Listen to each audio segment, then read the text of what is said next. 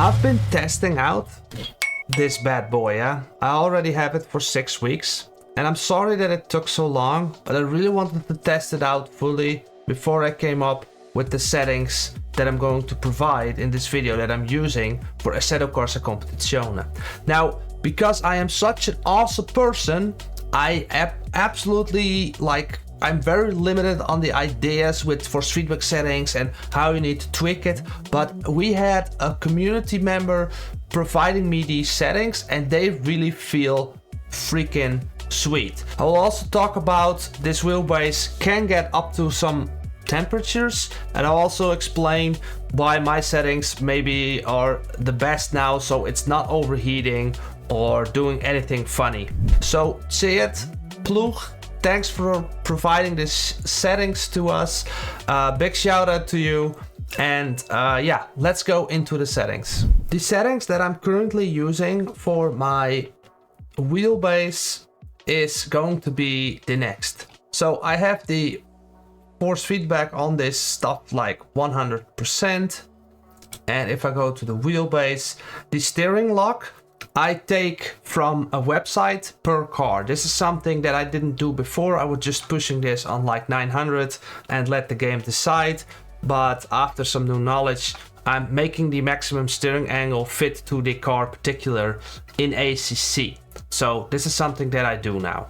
And now, why is this so important, the steer lock? Let me explain real quick. Steer lock is the lock from the actual car in the game. So 90 degrees is 90 degrees from baseline.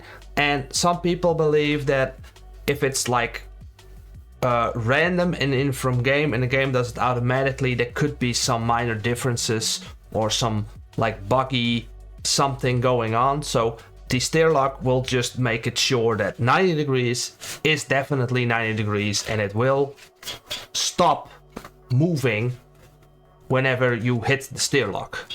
If you go to simracingsetup.com, you get all the steer locks from the game basically. So if you click the ACC 3DT car steer lock, this steer lock values I actually put in the MOZA pit house and then use the settings from there. I used to do this on automatic, but some important resources told me, hey man, you need to do it like this, and then that will be optimal.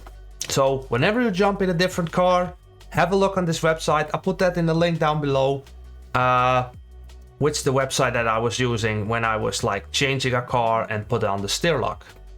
All the settings that you can see here are not my own. I have a pretty quick driver in our community and he's basically said to me, hey man, do you want to try out my settings? And I don't really make a whole study of it, but what I feel with these settings are really giving me the information, and I just like these settings so much I never changed them again. And I asked him if I could share it with you guys. Again, I've seen a lot of content about it and I just decided not to try to speak about it a whole lot, but yeah, take over these settings. Now, what I find particularly interesting, I mean, you can lose nights, days coming up with the perfect settings for you, and that's really like very cool on this MOZA pit house. Yeah, so this is the force feedback curve and these settings. Now for the steering wheel, RPM dots, you can change all the RPM to every car on your liking. This is absolutely freaking sweet. If you're so concerned with, let's say you wanna go for like in the few days ago I had a coaching session and it said like you need to shift at 9700 RPM, so you can make that color like let's say go yellow, and as soon as you see it go yellow, you can be super precise with the lights on the steering wheel. So that's really awesome. These settings, yeah, that's just personal preference. You can like, oh, there's so much customization. What I really want to ask MOZA, if I could get the brake pedals with those haptic motors on it, because then I can just leave the SimMagic ecosystem as well and be on a full MOZA fanboy basically. But yeah, we're gonna have to see if that again, we have all this stuff. I don't have a shifter or whatever.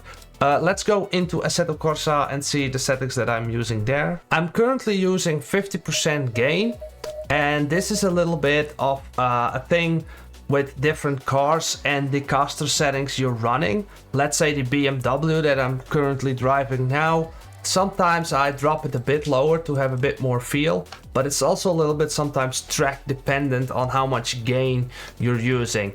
I would not go higher than, let's say 60, because this wheelbase can get up to some really interesting temperatures, and I don't feel if you go like very high, then you get like the clipping on the force feedback, and the problem with that is that you lose the feedback obviously, but it also gets really hot after like multiple hours of racing.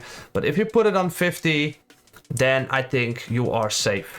Now, if you're interested in how I set up the controls real quick, these ones I have on the indicators because I drive VR. I would use these buttons to look right and left. I have the cycle wiper on this one. I have the cycle lights on this button. I have the flasher and a rain light over here. Obviously, we have the shifters. On this side, I have the pit stop MFD and the electronics MFD. On this one, I have the brake bias. On these ones, I have traction control settings, ABS settings, and the traction control 2 setting. And over here, I have the recenter VR. So every time I feel like, hey, I could not be better in the car, I will just push this button and then I will be better in the car. And this is my new button, and that's my crew chief command button. So I will say, hey, crew chief, give me some better lap times. Or maybe I cannot ask crew chief that. Anyways, and over here I have the starter and ignition. And on these bad boys, I have the relative standings and the full standings for if you think that's interesting. Now, if you are using a certain setup, let's say, and you're running the max caster, which you kind of want to do in this game, the force feedback can be even more intensified. And let me just show you what I mean here. So if you have the full gain, you can see it's clipping. It's turning red. Right bottom, you see the red bar, and that is too much force feedback. So if you put it 100%, it turns red every time. This is something you don't want. You just lose a lot of detail in your force feedback, which doesn't allow you to feel the grip whenever you start to understeer or oversteer. That's why this one needs to be on 50.